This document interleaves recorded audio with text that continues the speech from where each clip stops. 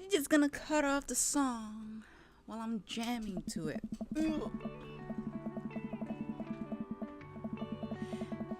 Alright, so this is where we left off last time. Alright, I leave the classroom and make my way out of the school. I'm still a little bit in shock that Amanda was able to hide this so well from me. She always been such a force for positivity in my life, especially after we lost her father. Oh! Okay. Amanda must be done with classes for the day by now. I'm sure she would appreciate a ride home, and maybe I can talk to her about what's going on. Oh. Alright, yeah, we need to talk to her. I pull up to the carpool I pull up to the carpool and Amanda hops in the passenger seat.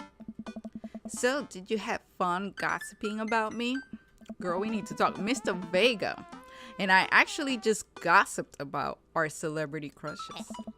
So you talked about Mario Batali the whole time? It was a very productive meeting. I'm pretty hungry. Can we grab some dinner? Why, sure thing. James, why aren't you talking to her about we can make something at home? Let's go to the mall food court.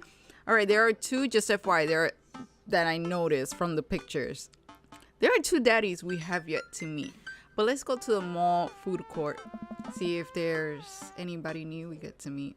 Does that sound good to you? Yeah, sure. Why the mall? Geez, can a dad take his daughter to the mall? Will you buy me things? I will buy you a thing. Singular. Sounds like a deal to me.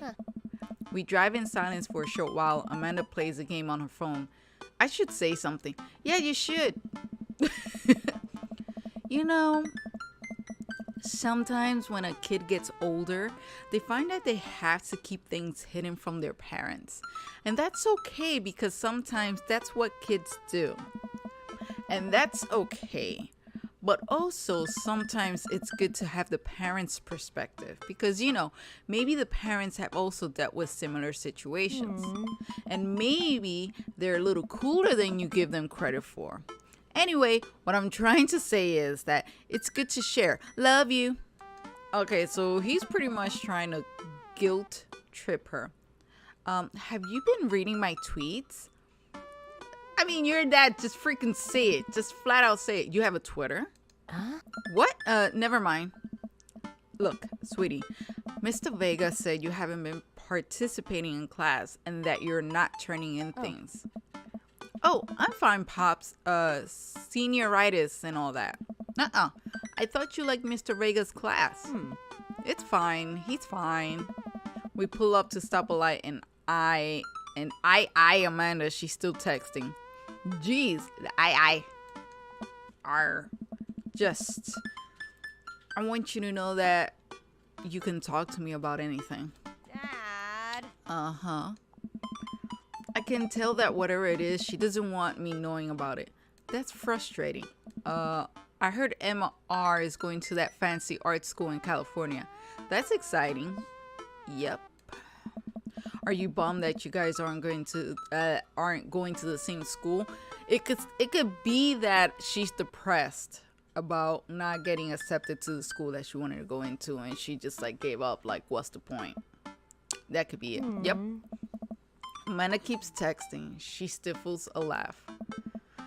What's so funny? I don't think you get it. Okay. Who you texting? Noah. Who's Noah? Oh my gosh. It better not be she is not focusing on school because of the boy. See my face. No. Who's Noah? My friend. Does he go to your school? Yep. Do you like Noah? What? No! Dad! Ugh. I can't believe you would... Ugh. Dad! I mean, jeez. So that's a yes. Why would you... Ugh. Gross. Sorry, just asking. God damn. Dad, he's just my friend. They say he's just a friend. Oh, maybe. Okay. Guys and girls can be friends. He's my friend. Okay. Jeez, this is going well. Well, good talk. Love you, kiddo. She leans forward and turns up the radio. I guess that conversation is over. To the mall then. No, you can continue the damn conversation. Doesn't need to be over. Dad tip 37. Goddamn, okay. It went a little bit faster than I expected. We arrive at the mall, a big indoor shopping center with a couple of different floors. It's kind of dead, but that doesn't stop a mall security guard from yelling at a group of loitering teens. Ooh, that was a mouthful right there. Let's see something. Let's see something disgusting for dinner. Hey. Hell yeah. Language, Missy. Heck yeah. Oh, heck yeah. Better. We approach the food court and evaluate our options. There's greasy restaurant after greasy restaurant. My heart burns just looking at the menus. Nobody looks happy to be here. What are you in the mood for? Bread dipped in sugar, bread with cheese on it? Or do you just want me to inject some fat directly into your bloodstream? I extend my hand to her. Will you do me the honor of sharing some nachos? She takes my hand with a grin. It will make me the happiest, cheesiest girl alive. They got that. See, they both have the same type of sense of humor. We order a giant pile of chips and unnaturally orange cheese from a very unenthusiastic, and possibly stoned teenager. We take a seat at a rickety table and dig in. Whoa. These are bad. These are very bad. But also strangely delicious. But also strangely delicious. We have to eat through the pain. We enjoy the fluorescent cheesy goodness together until we are all out of nachos. So, something's been bothering me for a while. Can you explain memes to me? Which memes? All memes. Amanda sighs deeply and places her head in her hands. Dad, it's complicated. See, memes are inside jokes shared by a bunch of people that get less funny the more people do it. So the problem is that by the time a meme gets to you, Dad, all us youth have already done the joke to death. And what's worse than that is that movies and TVs and video games will try to jump in on a meme train. But just based on how long it takes to make them, the meme will be long dead by the time it comes out. So it's just so it just dates it and it isn't funny. Oh shit! What up? Dad, please. Anyway, changing the subject. Where to now? Wanna go to the goth store? What?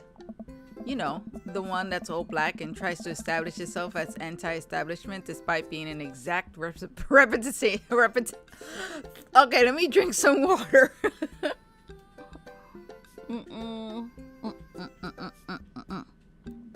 Exact representation of the establishment?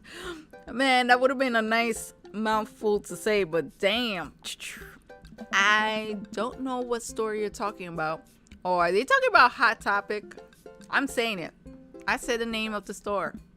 You know, the one where you can buy chain wallets and it's basically an assault on what people fought so hard against in the punk and hardcore movements of the 70s and 80s. I'm not gonna lie, in my younger years, and when I'm saying younger, I'm talking about like college, freshman out of high school, I did shop at Hot Topic. So I'm not gonna talk shit about the store. I never do. Dude, you gotta be more specific. They still have good, cool stuff. The one you threw up in that one time. Oh, that one. Oh my gosh, no, they didn't. So yeah, kind of. Amanda runs into the store with me trailing behind her. She makes a beeline for the back. There it is. You can still see the outline, kinda. Ew. I'm so proud. That's gross. Speech, Amanda. Yes. Speech. All right, I'll do it if you stop chanting.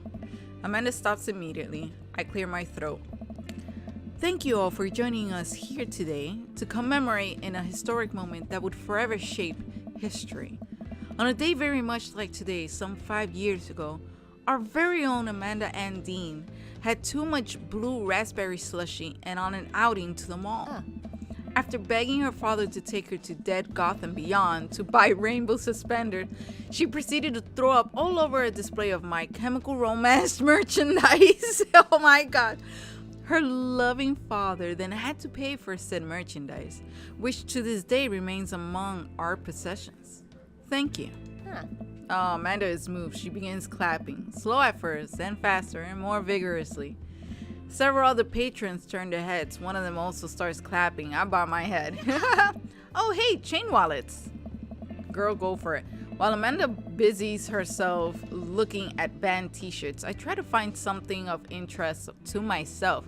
Yeah, dude, you are wearing a skull t-shirt. Not much for a dad to look at in a Dead Goth and Beyond. I love the name. Peruse. Damn. Peruse the band t-shirts. Look at ironic mugs. Check the clearance bin for hot deals. I want to peruse the band t-shirts. I barely know any of these bands. Cannibal Bone Party doesn't seem like music I enjoy, but they must be really happy that a retail outlet is carrying their merchandise. I hope their parents are really proud of them.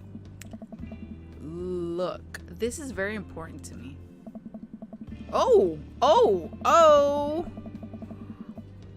We've met another daddy.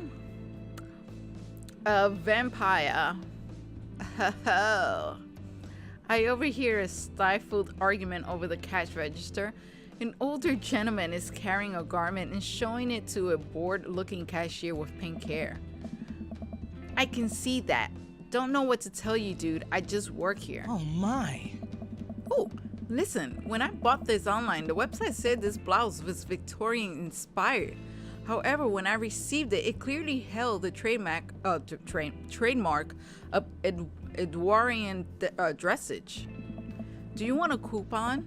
I can give you a coupon. Will you leave if I give you a coupon?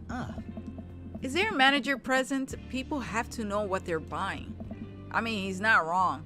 I am the manager. Oh my gosh. I see.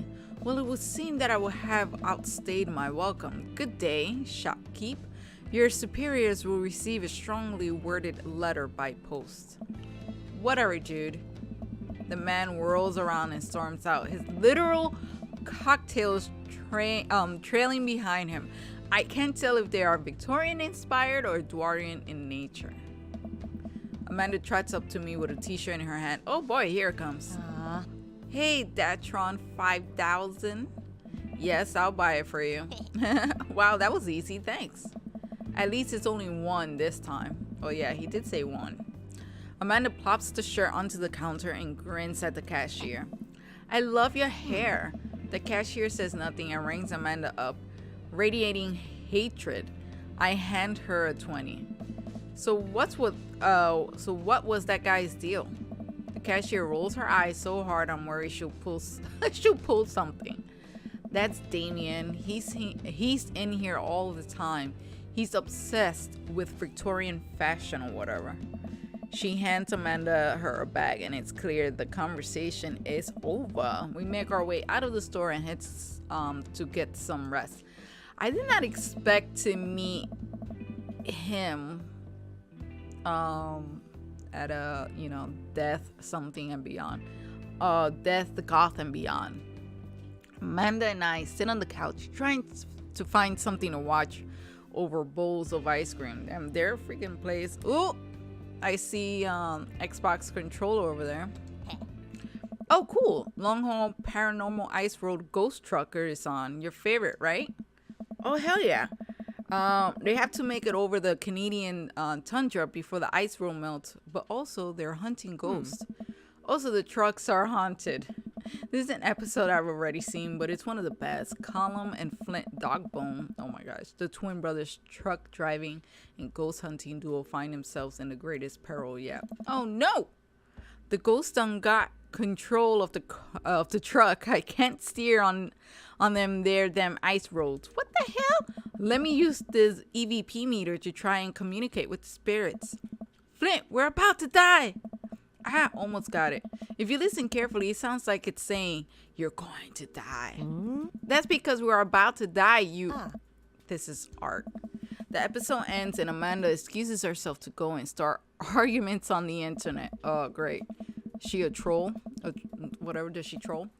I stay up a little longer, curious about the exploits of Colum and Flint Dogbone after their disastrous ice road accident. Afterwards, I crawl into bed and get a good night's sleep. Let's see if we're gonna sleep. What is it? Sleep through again. It's our friend. I forget their names. I've already forgotten all of the daddies' names. I'm not good with names. Alright, he is sleeping, snoring. Okay, that's not sleeping sound. I don't know what that was. Morning, sleepyhead. 5 more minutes. You have never ever let me have 5 more minutes. So get up. Fine. We have cereal for breakfast and spend the morning putting together furniture. Amanda is much better at interpreting the tiny manuals. We're able to put together a few shelves and one desk, but I'm pretty sure it was supposed to be a bookcase. Okay, so excited to beef up my grilling skills. If there's food, I'm excited.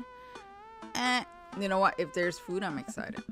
I'm all over those terrible store-bought sugar cookies that everyone brings to parties. Huh? Yeah, those are bad. Which means there are more for me. Don't you want to meet some of the people in the neighborhood? I'll probably end up standing uncomfortably in the corner with a plate of food and hope that nobody talks to me. That you're a beautiful work in progress. We will get that butterfly to emerge from the cocoon. The social butterfly. Well, we better start getting ready. We definitely don't want to be there late. What? No, we have to be fashionably late. Who shows up to a cookout on time? You know what? We're going early just because you said that. I head out to the door and Amanda reluctantly follows. We all across the street to Joseph's house with a store-bought veggie plate. I'm a terrible cook if it doesn't involve a grill. All right, so we are at the thing. The game is saving. Awesome. I guess we're not as early as we thought we were. Joseph's backyard is already packed with people and the smell of hot dogs wafts through the air. Small children run through a sprinkler and adults chat in small cluster.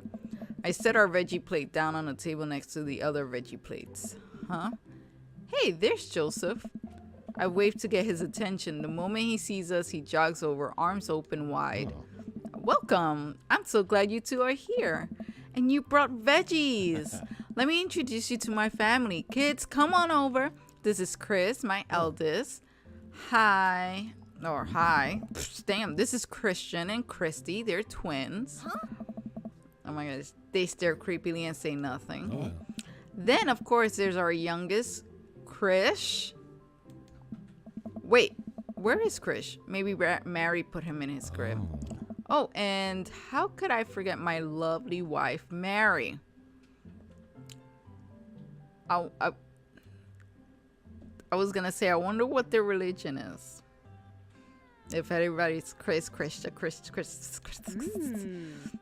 And Mary and Joseph, just noticed that. Joseph pecks her on the cheek. She smiles. Ah, Mary, sweetheart, did you put Krish to bed? I'll have to go look for him. What? You have to? Joseph takes a moment and regains his composure. Mary, this is our new neighbor, James, and his daughter, Amanda.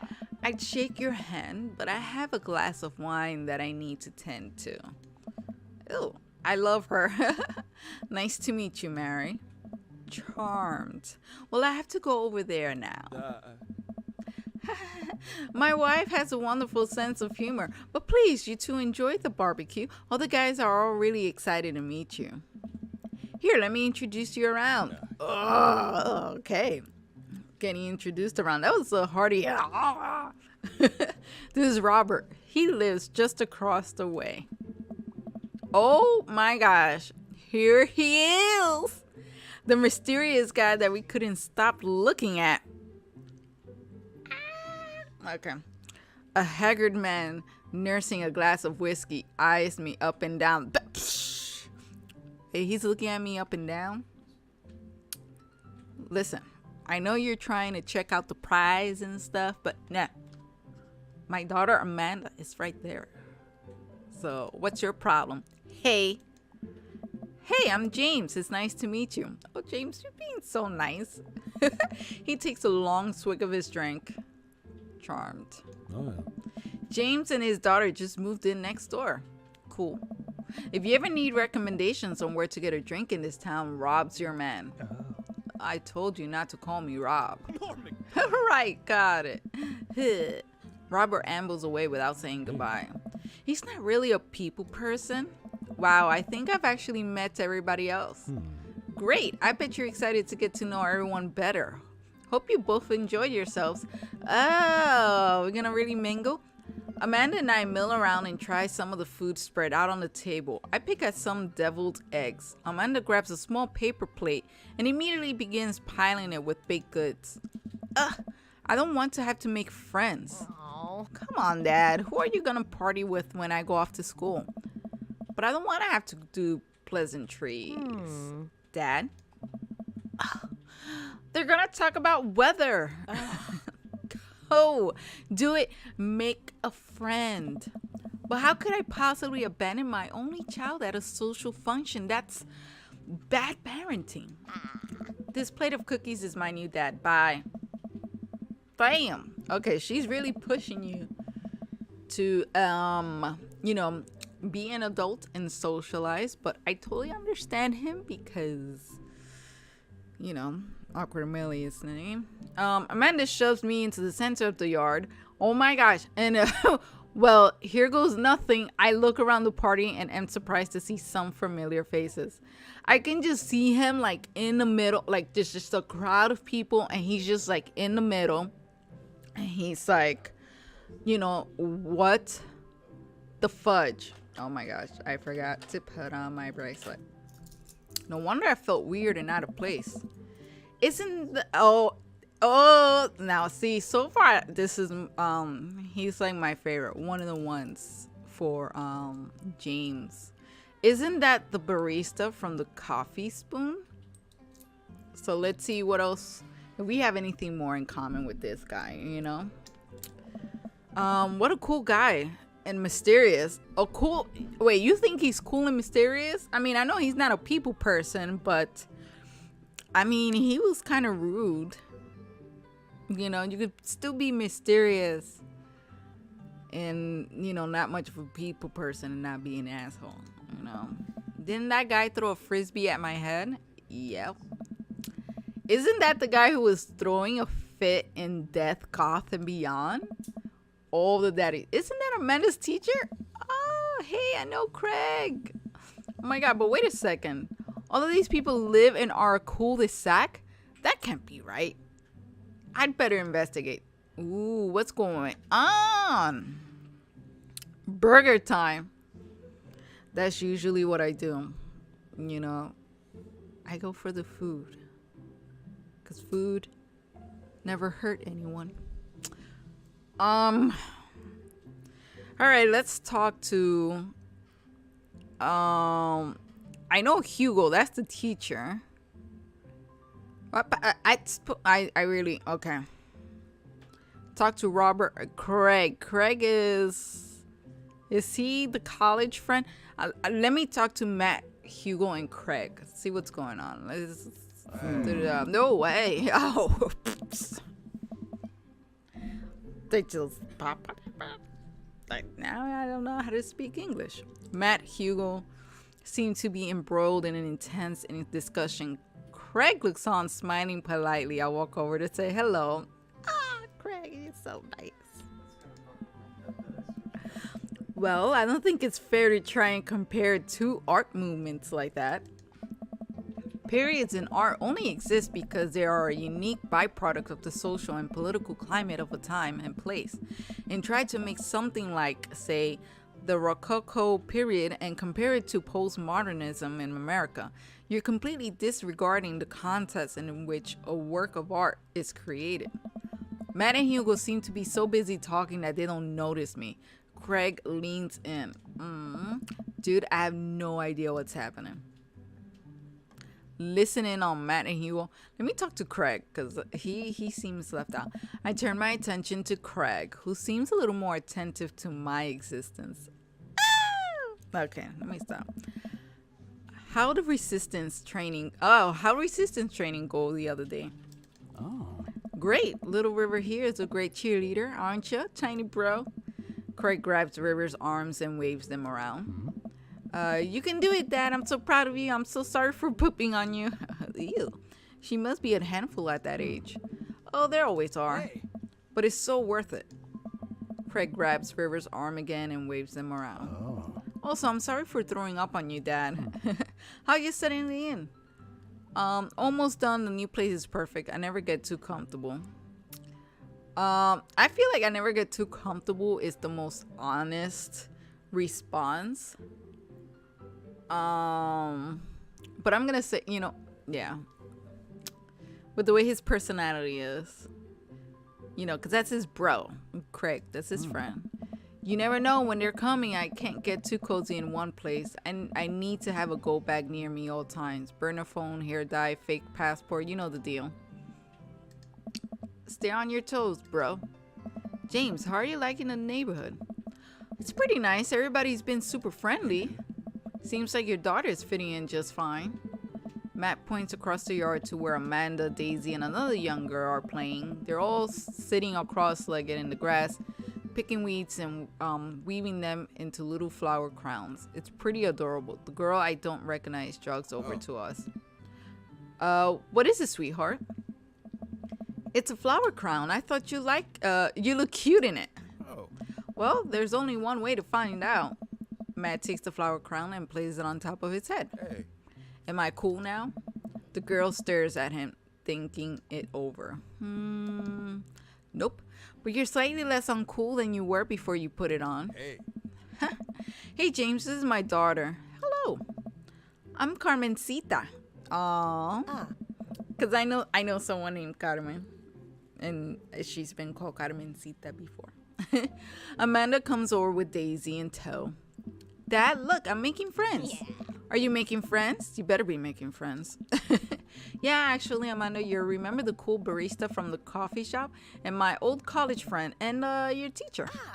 Oh, hi, Mr. Vega. I didn't realize we were neighbors. Yes. Oh, but bam, the way he said yes. Yep. You still gonna get me that overdue term paper? Great seeing you. Amanda finger guns her way out of the conversation like a champ. She learned the finger guns move from me. I'm very proud. Oh. She definitely a charmer. Speaking of which, where did my son go? Sweet Manchego. What the? Hugo looks around the party. He must finally spot him because his eyes go wild. What? Ernest Hemingway Vega. Are you smoking? Ernest is holding a lit cigarette. Oh, hell no. Nope. I see Ernest across the way. He actually takes a long drag of his cigarette and then flicks it into a gutter. Unbelievable. Excuse me? Hugo marches over to Ernest and I turn my attention to Matt and Craig. Kids, right? Man, I do not envy Hugo. The last barbecue we had, Ernest tried to shove a sparkler down Joseph's pants. Nearly burned down half the yard. Oh my gosh. And the barbecue we had before that, he actually burned down half the yard. And then it spread onto my lawn and burned down half my yard too. I don't know. Oh, hell no. Hugo walks back over to us, practically dragging Ernest behind him. Hey everybody, sorry about that. James, this is my son, Ernest. I see by the type of name, with the name that he gave him, the teacher had really high expectations of his son, and it just turned out completely opposite. Just saying. Hello. Ernest looks away, sulking, his hands shoved deep into his pockets. Hugo nudges him impatiently. Hey. Nice to meet you, Ernest. What grade are you in? Doesn't matter. Ernest? Okay, I'm in 8th grade. God, are you happy now? I'm sure you were just dying to know. Yeah, good for you. Can I go now? I'm tired of talking to old dudes who blame my generation for the failing economy. The fudge? Ouch, Ernest. Oh yeah, because I'm totally embarrassing you. What the hell is his problem? Ernest puts earbuds in and storms off to stand in the corner. Well, that was certainly something. He seems nice. Hugo puts his head in his hand and sighs. Oh. I'm so sorry. He's having a really rough time. As much as I want to be the cool dad, I have to be the authoritarian dad, and he clearly resents me for it. Oh, I mean, I think as a dad and a teacher, that's about as authoritarian I can't even say the word. Authoritarian as you can get. Honestly, are any of us cool dads? Is this even possible to be a cool dad? What? I'm cool as a cucumber. See, that right there. You can't say that. My kids think I'm cool. But for how long, Craig? How long do we get to be the cool dads? Oh, I just noticed the freaking flower head. Like, I just noticed it on his hair. Oh my gosh. I don't know. I think we just have to accept the fact that as dads, we've become the machine we once raged against. Oh, rage against the machine. See what you did there? Okay, and accept our fate to unironically wear socks with sandals. Your kids may think you're cool now, but the moment they hit puberty, you're doomed. Amanda's 18 and she still thinks I'm cool. I yell across the yard to my daughter, Amanda, I'm cool, right? Amanda just laughs. She keeps laughing. I see your point. Oh. As much as we all want it, I don't think it's important to be a cool dad as it is to be a good dad. We can't all be the best friends with our kids. It just doesn't work. I mean, look at me and Ernest. Oh. That is true. Our job as parents is to make sure our kids turn out okay. Yeah, you're right. But it'd be nice to have it in both ways.